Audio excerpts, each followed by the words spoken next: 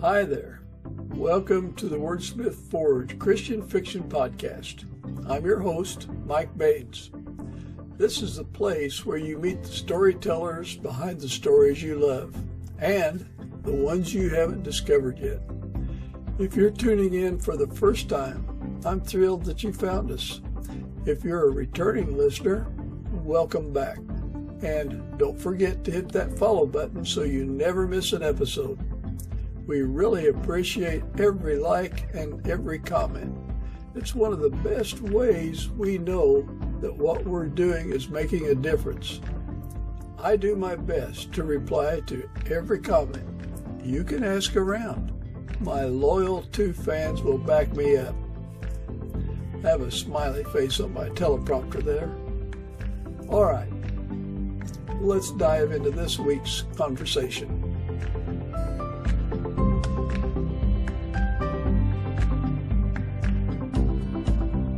Today, my guest is Dan Walsh, and I know you're going to enjoy this interview. Well, hi, Dan. I'm so glad that you were able to join us for this episode, and I know that our listeners will be very interested in watching this. So, if you don't mind, go ahead and give us an introduction to yourself. All right. Well, Mike, thanks for inviting me. I'm glad we were able to get it to work out schedule-wise. I am a author of, I guess, full-time now, 15 years. I'm working on my 30th novel, 29 novels on Amazon. The first 13 of those were published traditionally by a fairly large Christian fiction publisher. And then in 2014, at the end of my contract, before we renewed the next series of books, made the decision to go indie or go on my own and not renew the contract with them. Mm-hmm. And that was due to a lot of things happened. When I first got published, I was actually a pastor for 25 years. And from that was up through 2010, from 1985 to 2010. The last 3 years of that, I'm starting to experience what they call burnout. And so, in coming back from a conference for pastors, and one of the topics was how to overcome burnout. One of the things they talked about was pastors typically don't relax enough. They don't do enough that refreshes them. They're always, even in there's no clock in, clock out aspect to the job. So you're never unwinding, never, refreshing. So they just recommended strongly that you come up with something, a hobby of some that you can that really refreshes you, has nothing to do with ministry. And on the way home, my wife reminded me when we met, shortly after high school, how much I loved to write. And I actually, back in 11th grade, thought I was going to be writing novels for my career. That's really, if you asked me back then, that's what I thought I'd be doing with my life, not being a pastor. But I got radically converted to Christ in my senior year of high school. And that sort of resulted in me just having a craving and a hunger to know God and to read the Word. And the whole ambition to write novels and all that kind of fell by the wayside. And I experienced what people call a call to ministry experience at 19, and then prepared for that. And then about age 28, became a pastor full time. And then that's what I did for the next 25 years. And I always loved fiction. I kept reading it all those years, but the idea of writing it was just, there's not even a chance of it happening. It was too busy. I imagine that maybe God would let me do it when I retired. That's kind of what I thought. So I just read fiction, on the side as a hobby, and then, like I said, here I was, fast forward 22 years, I'm burning out. And the recommendation was, I remember reading about how Churchill loved to paint to relax, during all the crisis he went through. So I thought, writing might be the thing. So that's what I did. I started. My kids were older. They hadn't left home yet, but they're teens and are mostly hanging out with their friends and youth group and things. They weren't like needing me to be, playing with them on the rug. So my wife was perfectly supportive, and so I would that happened to be at Christmas time when all this happened, and I got the idea for what became my first novel, The Unfinished Gift, then. And I started writing it from the Christmas time all the way through the summer in my spare time. And each chapter I'd write, I'd read it to my wife to get feedback, and she loved it. She was like, "This is amazing." Well, of course, that's your wife. But knowing my wife, she's very encouraging, but she also loves me enough, and that's how she was all those years of pastor. She would never let me say something nice to me that wasn't true to make me feel good. She would regularly, if there's any problems in my preaching or anything, disconnects, whatever, on the way home, very gently, I'd hear it. So I knew that her approval was significant to me, that I was maybe on the right track. And after I finished the novel, again, I hadn't been to a writer's group. I hadn't been to a critique group, a conference. I was a pastor. That was my world. I didn't know anything about publishing or any people who were in that world. So back then, it was the traditional publishing world. It was pre-Amazon, you could say. And the only way to get published, books were in the bookstores. If you wanted to get published, you had to go get a mainstream publisher, and the only way to get that was to get a high-level agent who could shop your book to the publishers. And I found all that out back then. The internet was mainly AOL. If you remember back when AOL was the internet, everybody who seemed to, I knew I didn't even know what the internet was. I knew AOL. And so I went on AOL, and they had a Christian writers board, and that's where I got my information about what the process was. And it was pretty discouraging when I read, pretty much saying, this is, you might expect, 40, 50 rejection letters. It's going to be years, maybe, perhaps, before you finally get an agent to take you on, a good agent who can actually connect you with a good publisher. And that was like, okay, well, maybe this was just for relaxation. Maybe this wasn't supposed to be published. But I went ahead and got prepared anyways and sent off the queer letter and the 5 chapters to these number of agents that I looked up that seemed to be, I guess, the A-listers for Christian fiction. And to my great surprise, I got 1 rejection letter. I sent out 3. And the second 2 both got back to me immediately, loved what I wrote, wanted to read the whole book. And one of them asked me to send a box, because this is how far back, things haven't changed that much. We're talking about 2008, but they were still like, you get a box and you print the manuscript and you ship it, snail mail, they call it. The other one was like, she didn't want to wait. She's like, can you send it to me online? And I'm like, we're talking about telephone modem. We just, it's super slow. It took the 1 Word file that I sent her 2.5 hours to be delivered from my house to where she was in New York City. And I actually, all night long, I kept going back looking. There's a little blue bar going across the screen that was still happening. I'm thinking, if that thing disconnects and I'll also start over, I'll be here all night. So anyways, it happened. She read it the next day, loved it, absolutely loved it, signed me up, and she had a contract with the major publisher 5 weeks later. And the following Christmas, here I am in Barnes & Noble, my wife taking a picture of me holding a hardback book called The Unfinished Gift. And it's kind of crazy because in some ways, my writing story is fairly unique. I've probably met a couple hundred writers since then, and haven't met anybody that had an easier time of it. Let's put it that way. I feel like I haven't heard of any. Yeah, I feel like I didn't get to pay my dues, so to speak, because here I was, the first book, first attempt, and then that book actually.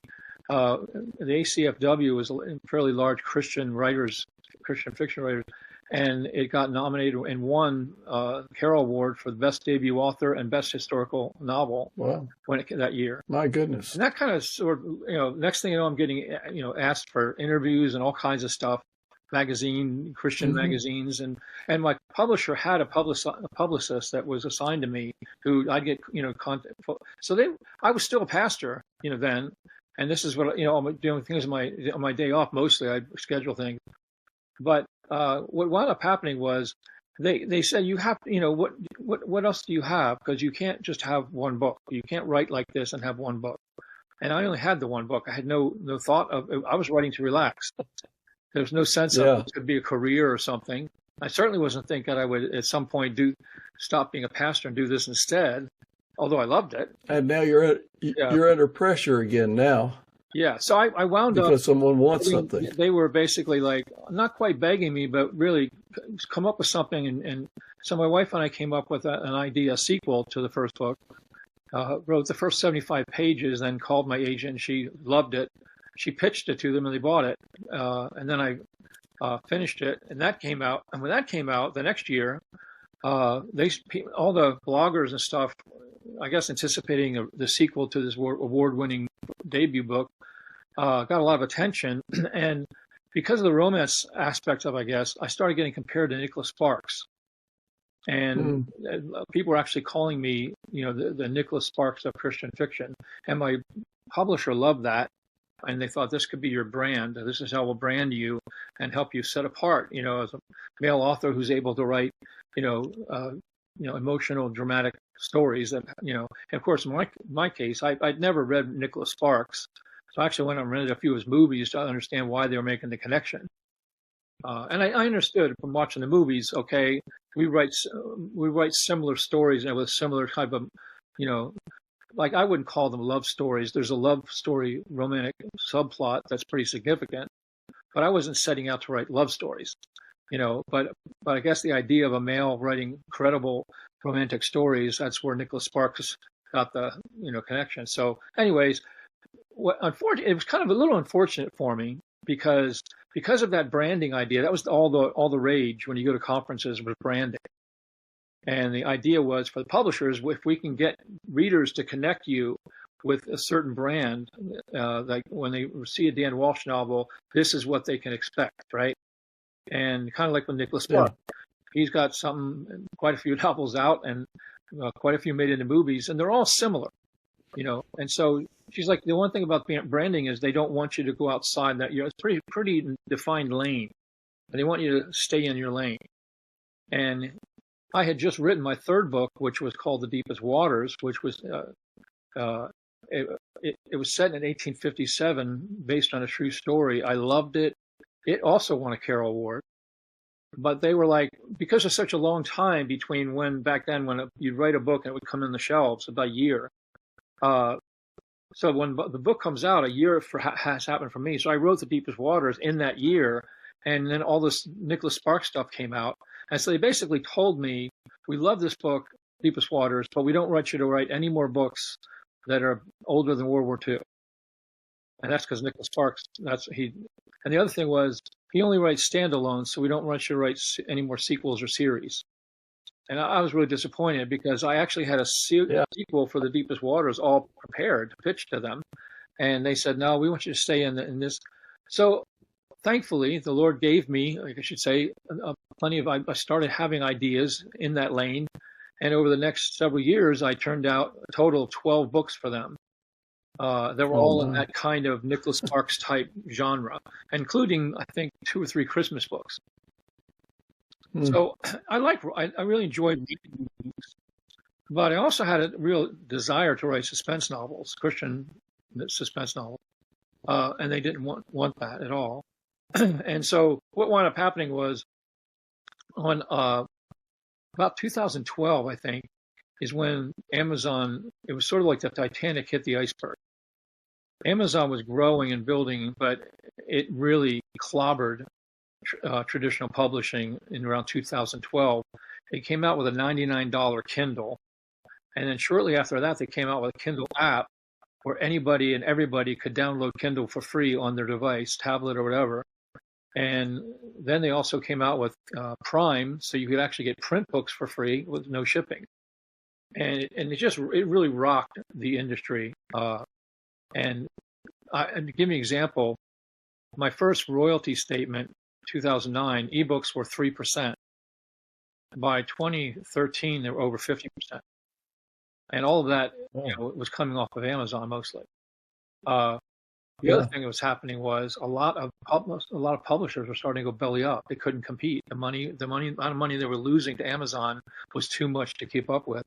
And quite a few big name publishers went out of business. I had lots of author friends that were bestsellers, and we're talking, and they just got dropped by their publisher because they're sometimes they're middle of a series of 4 books, and they're not going to finish the series and stuff like that.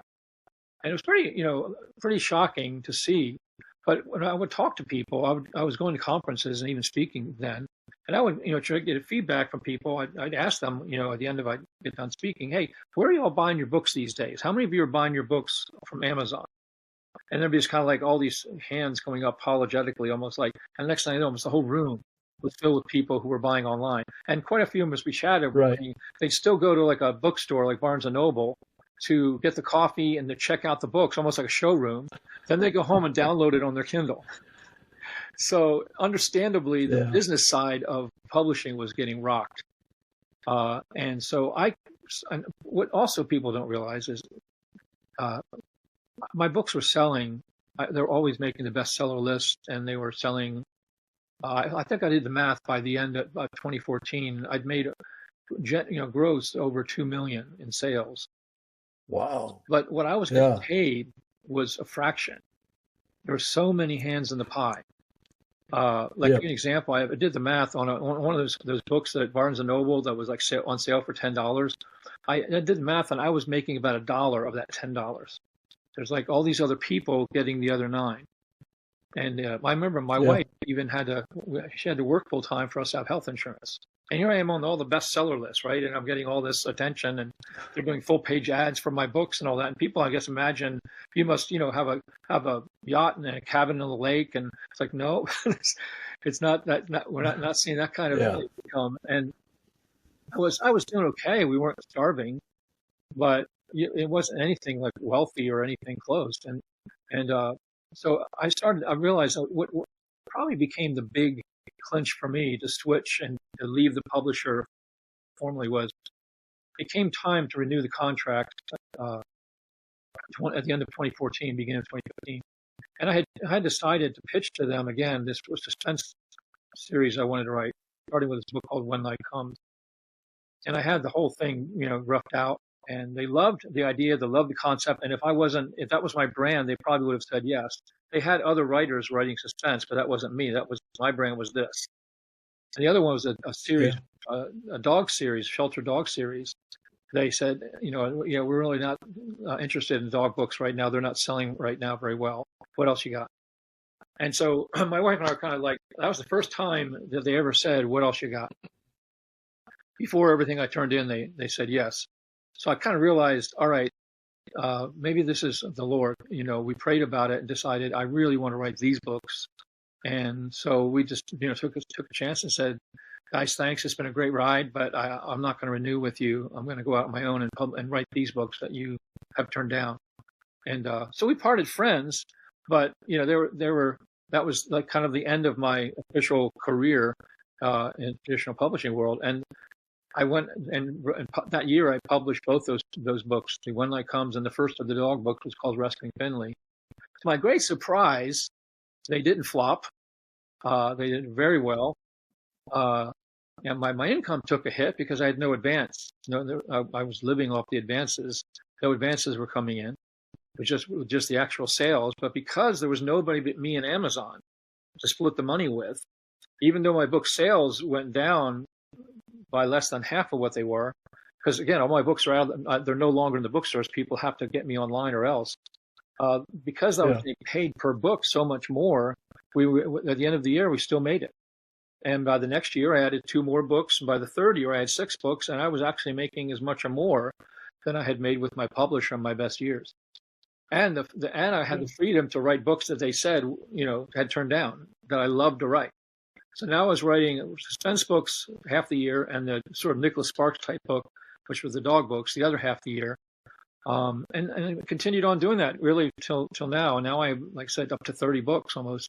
And I've actually, because they weren't promoting my other books at all after I left, the sales of those books fell so far down, less than $200 a year, that I was able to get the rights back. And then I was able to re-release those books under my own imprint, new covers, same name, same title, but they took off because I also lowered the price. Since I didn't have to charge what they charge, I lowered the price to what I was charging for my books, and they just took off. And also they were on Kindle Unlimited, and so my income almost doubled that year, adding all those books. It's almost as if I'd written 8 new books in 1 year because they were not making any money for like 3 or 4 years, and all of a sudden, I found out nobody cared that they were published, a while ago. Right. They just, gobbled them up. So it's been, for me, it's been a good experience overall. being what you call an indie. I wear a lot more hats. I don't have a staff. I was fairly entrepreneurial. Being a pastor of a small church for 25 years, I got kind of used to doing things, that maybe weren't my priority job. So I do all my own covers. My wife is my editor, but she was really my editor back then. Even though I had an editor with a publisher, she always was my de facto editor. Everything I wrote, I went through her. She's the reason I really believe, honestly. I believe she's the reason I have whatever success I have, because all of those scenes with women in it. One of the biggest problems women have in reading books written by men is we don't get women right. And they can tell when they're reading, and the women characters are talking and saying and feeling, they don't come off accurate. Or I found that out. Right. I found that out at the stage when nothing was being seen by anyone but her. So I would run things by her, and she would routinely say, "Love that scene, love what you said, but what you had that woman said, she would never say that. She wouldn't even." Yeah. And I'd say, "Okay, what would she say? What would she think?" And she'd tell me, and I would change it. And that got to be the norm for us, where she would just routinely give me great advice on all the female characters and all the roles, especially if you think about the idea of building and simmering a romance over, half a book. Guys aren't known to be romantic. Let's put it that way. It's the candy and the flowers, twice a year, and they're not necessarily all that, And so she would really help me to learn how to simmer that romance in a way that really was. What happened was, like, my female audience grew dramatically. It wasn't just guys reading my books, and eventually it became a non-issue that I was a male. I had just as many women read, more so. And when you read the reviews, they loved it. They loved the books. They loved when the suspense books started coming out. Everybody said, "Oh, they're going to turn on you because they're expecting your quote brand, right? You're the Nicholas Sparks, right? Suspense from you." Well, not only did that one book do well, it turned into 4 books series. And then I wound up writing a sequel 4-book series off of that first series, again, because the appetite for these books was so strong. So they got it wrong on both counts. The dog books are my best sellers. I mean, that one book that they turned down, Rescuing Finley, has over 5,000 Amazon reviews, over 5,000 5 stars. And the whole series has 13, 14,000 reviews. People loved it. And again, thankfully, I didn't have to split all that income with all these other people. Yeah. So it's also helped us out financially. And that's why I've been able to keep writing, really, all these years. So that's probably more than you're asking for. Well, that certainly gave us a very broad umbrella and was very interesting. I did look at on Amazon and looked at your books. Forever Home series has Finley, Bailey, Riley, and Parker. Right, and then the last one, Keeping Bailey. I guess you could say that Dan Walsh went to the dogs. Yeah, those books actually. The reason I got the idea for my wife, after I left being a pastor, and she had all those years been a pastor's wife, which wasn't in our network a paid position, but she worked hard and she did a lot of things as a pastor's wife. And her whole life, between that and being a mom for all those years, homeschooling. So I said to her, I said, Cindy, now that we're kind of freed up, what would you like to do? You have time now in your life. What would you? And she said she'd always loved animals. She always loved dogs. She wanted to be a dog trainer. And so I said, go for it. We have some money now. We have time. Nobody's. And so she's the next 2 years getting trained to become a dog trainer and aced all her classes and then she got a job basically developing the dog training for our local Humane Society.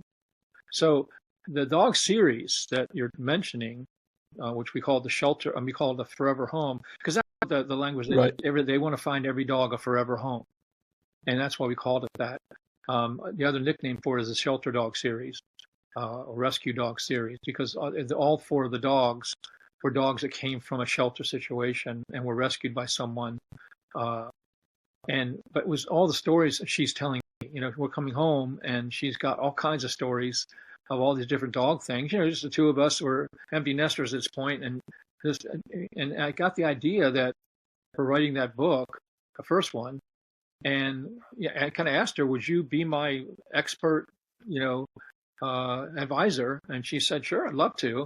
And wrote the book. And of course, like I said, just like she was reading every chapter and pointing out, dog wouldn't do that, dog wouldn't say that, dog wouldn't think that, And I was able to actually, made the book's fun. I was able to actually include in my writing, one of the things I guess I'm kind of known for about my characters is there's the level of writing where you're talking about what or you're in fiction, you're describing the scene. So you're doing the setting, dialogue, what the characters are saying, there's action, what the characters are doing. All of my books from the very first have another layer, which would be what the characters are thinking and feeling. And in every scene that I write, I always write a scene and or chapter through one point of view, whatever character and so the reader is inside that character's head for the entirety of the chapter, sometimes many chapters. But because of that, I'm not just, you're seeing the typical setting and dialogue and action, but I'm also telling the characters what the character is thinking and feeling about everything that's happening. So when I got to the dog books, a little bit like, okay, because of Cindy and her expertise in dog psychology, I decided to keep that going. And so actually readers get, I guess you say, treated to in those books. While everything's happening, there are scenes that are from the dog's point of view, what the dog is thinking and feeling and process what's happening to it. And that's some of when reading the reviews, that's some of the stuff that the readers loved about those books. And the nice thing about it was, as best as we can know scientifically, it's accurate. The stuff that I'm including there wasn't just made up, out of imagination. Mm-hmm. It was actually based on dog science. But it was fun. It made it really fun for me to have the dog get that much. Sure. So it may be part of the reason why they are my all-time best-selling books of all my 29. None are even close, really, in terms of overall income and reviews. So people really, I feel so bad in some ways for my publisher saying, people aren't buying dog books right now. I'm like, they're my all-time bestseller. You guys turned down something that would have made you a fortune. You have covered the questions that I normally cover, but I have my teleprompter up here, which often prompts me in the wrong direction. I go down rabbit trails, but so you live in around Daytona Beach, is that correct? Yes. We actually live in a town called Port Orange, just south of Daytona, but nobody's ever heard of it. So I always just tell people the Daytona Beach area. But for example, we live close enough. Yeah. They just had the 500 a few weeks ago. We live close enough to the raceway that on our front porch, we can hear the cars like they're 2 blocks away. When the fireworks go off at the end, we can look up and see them in the sky. So, the blimp, we look up when those Thunderbirds flew over, we actually were able to see the Thunderbirds fly over. So, oddly enough, we're not race fans. We lived in the heart. Well, you don't have to be in a way. We've been to a few of the races, but neither one of us got bit by the bug. And honestly, we're glad people are so happy with it, but we don't get it. I don't get it. To me, it's the most exciting 15 minutes in sports. But after 15 minutes, both of us were like, I was like, I'm not picking up on all the adulation. So, we generally, when the races are happening, that's our turn to kind of avoid that part of town because of all the traffic. So I'm sure people who I might be losing some of my readers confessing that a lot of NASCAR fans might have just been horrified what I just said, but I'm sure that they can get around that. I'm sure. Is there some place in nature that you like to go every once in a while to kind of recharge your batteries? Oh, the beach. We are, thankfully, as we are close to the raceway, we're equally close in another direction to the beach. It's a 10-minute drive for us to be in beautiful beach. It's the town a lot of towns tend to be somewhat circular or rectangular. They grow out kind of from the center. Well, the Daytona is everybody wants to be on the water. So we have the beach, and then maybe 3 blocks in, there's the intercoastal waterway divides the north-south, divides the town up. So there's like a series of like 6, 8 bridges going from one end to the other. So the shape of the town is like 4 miles from the inland from the beach and like 25 miles long. It's just because everybody wants to be either on the river or on the beach. And of course, from a tourist standpoint, there's a section of town where the tourists all go, and that becomes packed, and spring break and races and all the other stuff. We live south of that, is very uncrowded, and we can drive down to the time and take nice long walks with this, handful of people there, just soaking in the sun and swimming, and mostly there's like some condos and some really fancy beach houses. But so we get to the beach, and that's for both of us would be, where we love. You can't. To me, I've been to the mountains.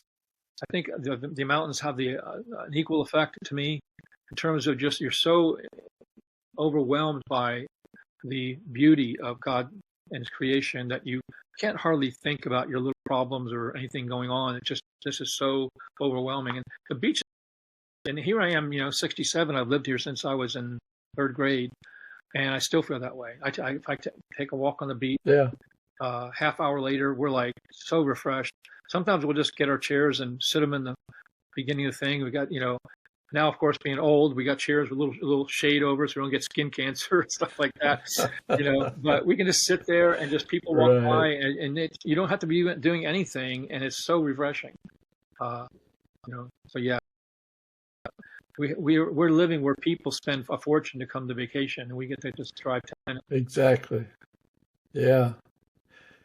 So a little bit off of center for most interviews, probably. What are your 3 favorite songs?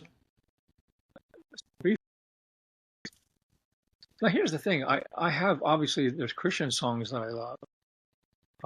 But my wife and I also really enjoy the old-time classics. We got into it for a while. Music is a very big part of our we bought a subscription to Kindle, not Music Unlimited from Amazon, so that you could basically have access to any song almost that's available for $1 a month. And we created we created playlists for all different kinds of music. We have, obviously ones we got a Christian fiction playlist, but there's all kinds of the old time classics that I go back. When we came to Christ, I don't know if you saw the movie Jesus Revolution that came out last year. Yeah. But that was the era we got saved. And like even the people featuring that music, Love Song, Chuck Girard, and all the Paul Clark, so Phil Keaggy. These were all people we listened to in our youth. We were probably in our teens and really the early years of our marriage. So I have a playlist for that. I have playlists for quiet time music, the best Christian music that I like. Because you can select the song, any song you like, you can make a playlist for it. But we also have, like we both developed it somewhere about 20 years ago, just for exercise and fun. We took dancing. And kind of dancing, like ballroom dancing, and that was probably an era where we started getting really into the crooners, like the Sinatra, but then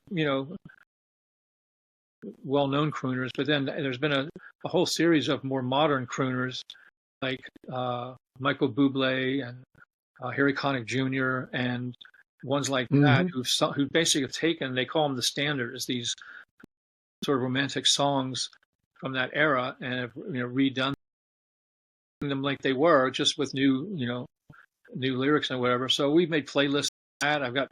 I love instrumental music. I have a whole series of playlists of some of the best movie music that it's all instrumental. Like for example, if somebody gets a chance to listen to the theme music for The Last of the Mohicans, it comes to mind. It's an amazing, beautiful instrumental song, and I have 3 or 4 song movies. So I have a whole playlist that's probably an hour and a half, 2 hours long. Of I'm writing, for example, that kind of music I can listen to. The problem with me, I also sing, and I'm not like I don't sing well enough to have I can get a clap in a karaoke session, but I'm not going to record anything. But because I sing, and I used to sing in church, I was part of the The problem is when I listen to music where they're singing, I get distracted because I find myself singing. So I can't listen to music with words when I'm writing. But those instrumental songs, I can play that in the background. And some of them are just, there's one guy named who's come out, and was like, he's a cello player. We have a whole playlist of his cello music, classic, with an orchestra. And he's like, instead of singing, he just plays this cello. It's just beautiful, beautiful music. And it just, so again, it's not the top 3 songs is kind of hard for me to pick. I feel like I'm a little bit all over the road. I don't know that I have the question was to design discussion and insight rather than write down your 3. That accomplished it. Discussion out of that. All right. Well, how about your 3 favorite movies? 3 favorite movies. Okay. Well, It's a Wonderful Life. Movie 50 times. Actually, more than that maybe. So that has to be rated the favorite, even though it's Christmas. Lots of movies I've seen multiple times. I'm trying to think of right off the top of my head. I wish I had a little bit more thought, but what I can think of is movies that I've seen many times. We watch. I'll give you an example. Pride and Prejudice. It's actually not a movie. It's a 5-part series that the BBC.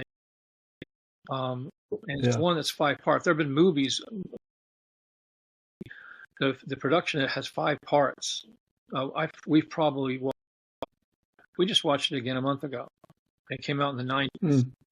I've probably seen that a dozen times, and I always allow some years to when you watch it, and it's just amazing writing. I would call it genius level writing. It inspires me as a writer. It's hard for me to fathom when you learn about her life, how short it was, and how troubled it was in some way. But her books were just amazing. So, yeah, that was probably Band of Brothers, the 10-part HBO series. I've seen that 7 or 8 times. It really deeply affects me. We just watched another movie that we saw. It's kind of like when we watch a movie, we say, is it too soon to watch it again? And we'll be picking up one from a while. And there's another movie I haven't seen in a while. The first one. Oh, yeah. Yeah. Yeah, I watched that. We'll probably watch that every 3 or 4 years. It's just such a classy movie and beautiful music, beautiful story. Romance is top shelf. I like the sound effects, the rolling thunder. Yes.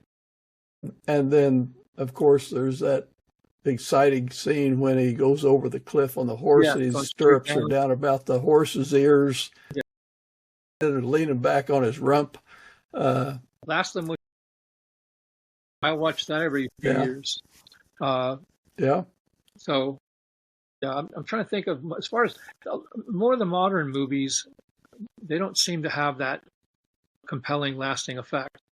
Like when, probably like you, like a lot of people who are church going, having a hard time finding movies that, at least made in the realm that, are as good as the classic movies. They seem like a lot more too superficial, and the bad guys are too dark. And that's these days, is he's been as a writer. My son and I have talked about this because he's a that his generation, post 9/11, that grew up, they're just very dark. And we grew up learning about the flawed hero. You have the original Disney movies where the hero was just perfect, happy ending. Then you had the era we were kind of grew up with, the flawed, perfect. He had some flaws, and you saw those, unveiled in the.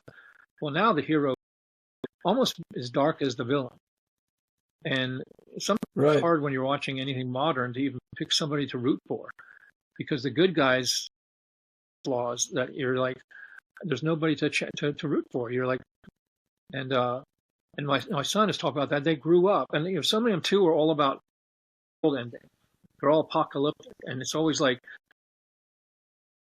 movies, what happens after, and there's all kinds of movies, and they that because 9/11 kind of their childhood, it was like the whole world to them. They don't expect when they look at the future, they don't expect it to work out.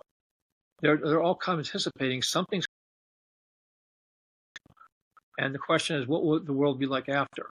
And that's where they may, in the aftermath, maybe we can do something better than what we have now, because what we have now completely is, messed up. So there's not a lot of movies that we find ourselves too intrigued by. Faith-based movies that have been coming out lately have been much more encouraging of them in the storyline. But like we saw in the past year, I saw Reagan. That movie, really loved it. We used to love Ronald Reagan, so it was easy. A movie that was showing him in a proper light. Row was a movie, faith-based movie that didn't have anybody. It was such a so we definitely have watched some of the faith-based movies that come out recently and been very encouraged by the storytelling and also the quality. Are there any moments that kind of made you stop and ponder? As you're writing and you see things through your character's eyes, is there something that came up and you said, wow, where did... The honest answer to that would be more times than I can count. The reason for that would be the way I write, my process. The reviewers call it character-driven stories, which is accurate. I clearly, obviously, have a plot, and the story has a plot, and some are plot. Some, stories are plot-driven, and the characters are feeding and supporting the plot. Movies are a lot like that. I create. To me, the story is the thing. My which when I teach fiction is that all readers have one. Fiction readers have one desire, and that is a great story well told. That's my goal. You need to come up with a great story. And part of that, and I would say the largest part of that for fiction, is the characters. People have to care about the characters. And a lot of teaching books about fiction that don't characters are what makes for great characters. I had, in the beginning, before the first book, not having any conferences or people to talk to, I went out and bought 8 books that were supposed to be all best-selling books on how to write fiction well. When I was teaching fiction myself, I could pull them, have how to write great characters anywhere. Some of them don't have, and some of it may be something towards the end. And I was teaching at a writers' conference. The 3 things that matter most. So to find out what those 3 things were, I listed like the 7 components in a survey, and to all my several thousand people who were following me, and I sent it to them and said, "Hey, would you answer me this? Just 1, 2, and 3. Just these things that matter most." And a top vote getter, it was in everybody's top 3 list, and most number 1 votes was characters that I care about. And the second popular one was a beginning. And the third was an ending that is satisfying. And I found it surprising, the plot and other things about it that these books even brought up by readers is what makes the most matter. For me, the thing that I featured from the very beginning, where the decision was early on, even with the very first book, The Unfinished Gift, if you read the first chapter of that book, you're going to see this little boy. And I challenge you not to care deeply about and then the next chapter is his grandfather, who he's never met. And same thing, because when I write from the very beginning, I was adding that of what the characters are thinking and feeling as part of the way I wrote. Has that element in it. Even the suspense books. Time to let the character. So it's normal for me when I go into the day with the plot, what is supposed to happen in the chapter today. I kind of know that as I'm sitting down ready to write. And but the way characters become real to me. 50 pages, but at some point the characters become from two to them. From that point on, I let them be in charge. I basically let them be who they are. And so what happens then, kind of like, almost like I feel like a scribe, like here's what has to be seen. And I'll start writing it, and the main character, it's almost like I feel like I'm looking at this character, and what are you going to say to that? I say what they would say based on how I've created them. And then the back and forth, the exchange goes, and I'm all down that they're saying that are, I guess you call it organic, some people. Meaning that I didn't know this communication was going to go. And sometimes I expected the chapter to end with is 3 chapters later, things that the characters introduced in the conversations were things that I had, but they're real and they have to be dealt with. As if this is authentic, I can't ignore what these guys are, and they brought up things that matter. So now I have to include those into my outline. They're not there. So I say, like I said, that I described. It doesn't happen every day, but where I'm like, okay, wow. It's a little messy because you can't control it. But my books are never really, it doesn't mean my books turn into 500 pages. My books are really more than 300 pages. So it's not like I let control. It's still right. Taking the highway, we're taking the scenic route. We stop and drive down and take a look at it. That'd be maybe more my style. So in 7, your character does something. Does that require you to go back to chapter 3 and leave something to?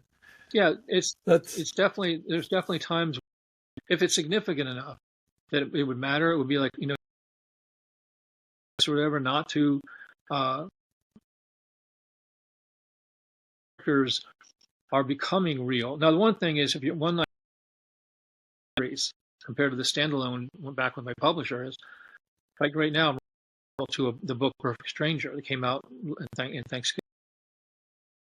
I invested 6 months of my life in these people, better than the people in my neighborhood, right? And I spent time with their worst situations, and so now writing a sequel, I'm at somewhat of an advantage because I know them well.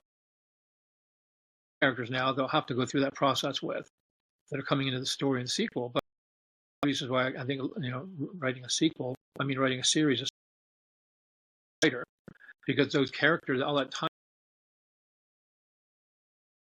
How many TV shows run 6, 7? Well, if usually what happens is their characters in this people have just grown to love, and they're not. They just want to, they want the stories to be. They're not like, I'm so bored with these characters. When are you going to change the characters? Characters that people love, they want to know what happens to them. it to your advantage as the writer, because now you don't have, I think it makes the task a little easier. As you say that, I'm thinking, I don't know how many seasons and just stretch that out, but it's certain channels, and you see some thing. Remember the X-Files on 9? So I was a sci-fi fan. It went like 9 seasons, and then went up 11 seasons. Even the main character, they started bringing other people to keep it going. I think if they like with them, you just have to keep the stories and what's and the problems that are being resolved. And of course, the characters can change and grow as the books go on. Just like in life, there's that alter the way you look at life. I've had experience. I look back on areas of my life with great regret because I didn't know, So that happened. How would you like your readers to? Well, it seems Facebook a lot. Readers tend to be older. But if you look at the, judging by the email and it seems to be like Facebook boomers hang out, and now the younger generation, and even the younger still on TikTok. I've started to try to make a presence on Instagram, but I Facebook all the time because all my readers are there. Facebook used to be troubled politically. I wanted to. So I'm on Facebook a lot. If they look me up, I have a page. One is the difference. One is friends. And the other one's called likes, I guess. They can also email. I mean, I've remodeled my website. It used to be my contact on my website. So now it does. So if anybody ever wants to go on my website, there's a place to say contact, and that will actually write to my email that I see every day. If you want to, what address, is? But sometimes I get a flood of them. It's not like I get thousands, or I had emails in a fairly timely way. So the address to your website is www.danwalshbooks.com. Kept it simple. danwalshbooks.com. An easy way to stay in touch with movies that are coming up that are attempting to be. And I plan to, once that starts, to have like weekly updates on my newsletter and blog. But for example, there's a newsletter up, right on the homepage. I don't send out newsletters a lot. Sometimes it's once a month. Sale or giving it a free, or let the newsletter people, because I know Facebook, if may or miss. Whereas the newsletter, it's easier for people to for them to get hold of it. So website and sign on that same website up the contact, you can hit the to my email, and then if I respond, once I respond to the email address, and you can just correspond back. Great. Well, as we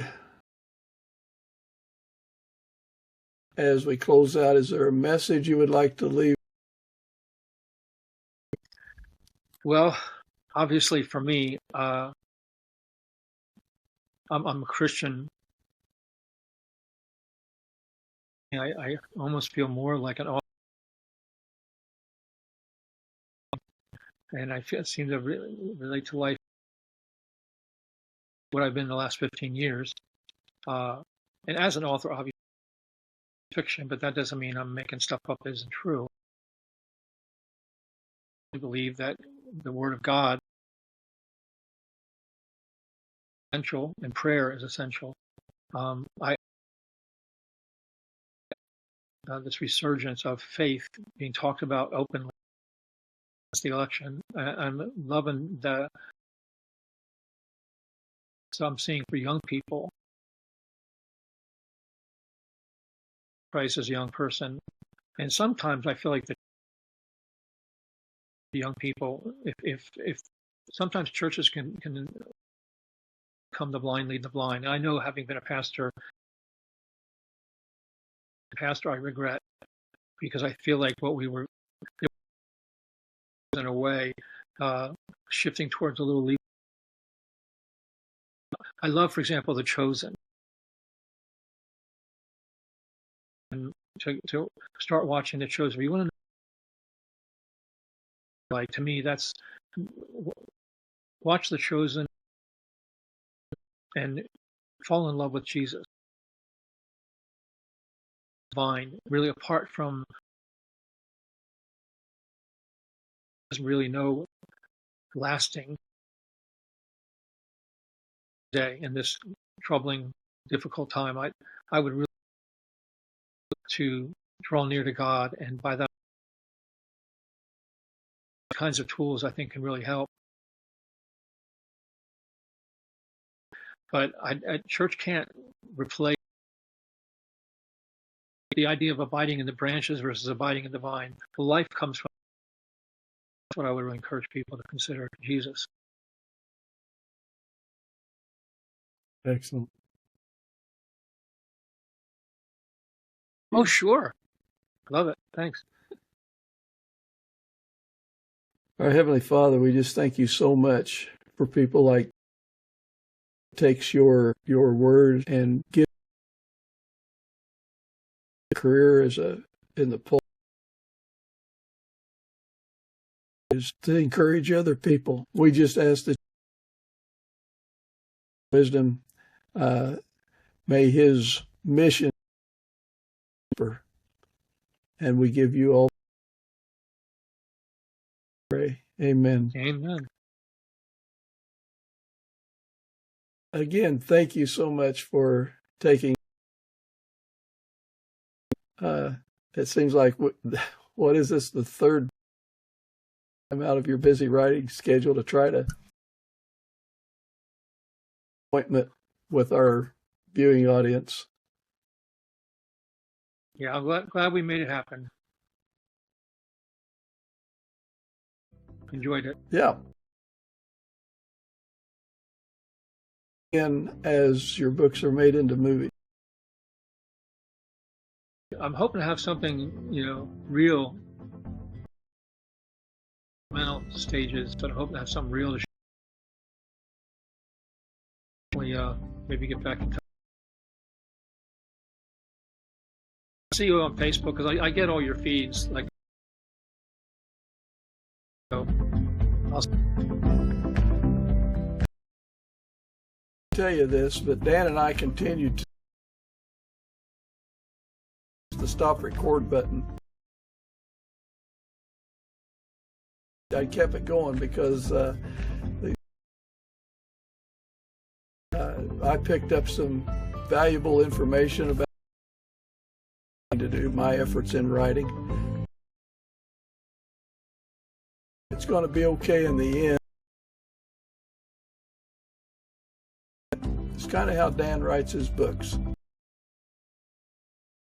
It's all something to be happy about and look for. Hope you enjoyed getting to know. Hope you enjoy getting to know the podcast. Please support them. For them. I'm extremely interested in what you think. Please comment with any suggestions you might have on the next podcast. Friends, if you found them inspirational, if you find them both inspirational, Tell the whole wide world like us, because I have high hopes for the Wordsmith podcast. Until the next time,